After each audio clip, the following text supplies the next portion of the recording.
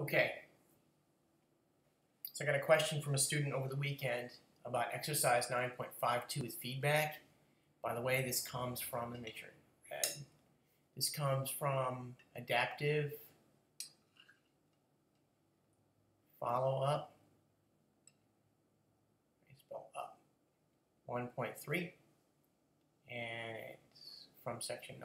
All right, so the question is about lattice energies, which we surely that's going to sound like Greek to a lot of you. So let's read it, and then we'll sort of step our way through it. The RBI has a lattice energy of such and such. Okay, so the symbol that we're using for lattice energy is delta H. We could use really anything. The lattice energy for RBI, rubidium iodide, is minus 617 kilojoules per mole. Just interpreting the question, right? Consider a hypothetical salt, XY. So where X3 plus is the same radius, so the radius of X3 plus is equal to the radius of rubidium 1 plus, and the radius of Y3 minus is the same as the radius of iodide, which is 1 minus. Okay, just reading the question, right? Now we're down here. You may want to reference these pages, which I've pulled up here in a second while completing this problem. All right, so estimate the lattice energy of XY. All right, so let's go back up here now and remind ourselves what the lattice energy is. Well, the only way to do that, I think, is to look at the book. So let's go here to page 345 to 349, which I pull up here. Section 9.4. I'm going to scan this. I already scanned it, of course. Pretend like I'm scanning it right now. Looking for a definition of lattice energy. So, all right, so here we go. This now describes what lattice energy is and gives us a qualitative definition of lattice energy. There's a definition of it right there. That's why I'm using the delta H. But how I'm going to calculate something or estimate it with math is a little difficult. Trends and so on, but aha, here we go. The lattice energy is this. Okay? So instead of reading this to you, I'm just going to go back here and work it. I'm going to say, all right, so the lattice energy, it looks like it's equal to 1 over 4 pi epsilon, which is the permittivity free space, Q1, Q2 over R. All right? So, and we know that this is minus 617. Okay? Now I'm going to take this, and I'm going to wrap it up into some constant. I'm going to call it K, because 4 is a constant, you know. Pi is a constant, right? It's 3.1415, something like that. And epsilon is a constant also.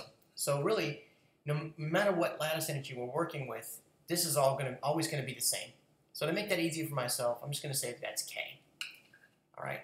So this is sort of the same thing. Well, it's the same thing as K, Q1, Q2 over R, where K is defined by that. All right, so our job now is to estimate the lattice energy of XY. So I'm going to say the lattice energy of XY is going to be K, right?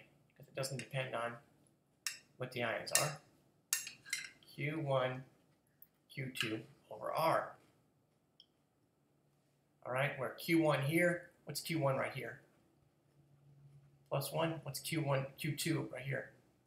Minus 1, because it's rubidium iodide.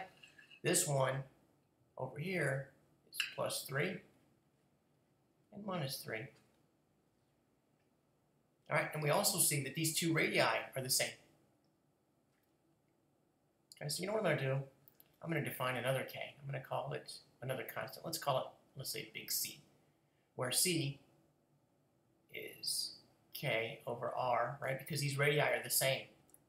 So if I take that and turn it into a C, then I'm going to say C is equal to, or rather C times minus 9, okay, this is the thing we're looking for. That's the lattice energy of this XY. Should have put that here, right? That's XY. Okay, now we know that this is also going to be C. So we know that minus 617 is equal to C times minus 1. Right? You see why? Because I'm going to say I'm going to wrap all that up into a constant, and I'm going to call it C. That is C right here. So if that's true, then it looks like C is equal to 617. Okay? So what is 617 times minus 9? And that's my answer.